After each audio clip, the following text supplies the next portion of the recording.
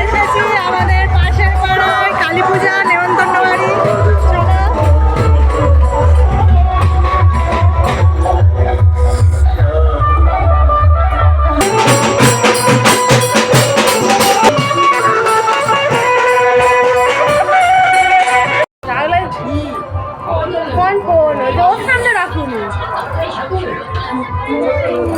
দেখো আমরা চলে এসেছি কালী পূজা বাড়ি। এরকম সব বসে আছে, খাওয়া দাওয়া করছে, আর আমার মেয়ে বদমাইশি করছে। যেতে পারবে জেঠিমারা সবাই যাবে বাবা। বন্ধুরা আমরা তো এসেছি কালী পূজায় বলেছি, আর এসেছি বৃষ্টি এসে গেছে।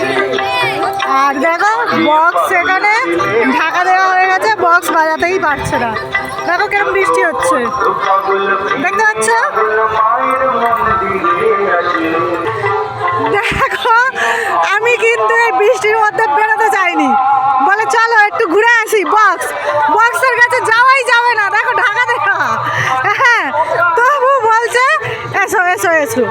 তাহলে এইসব ননদদের নিয়ে মানে কি বলবো।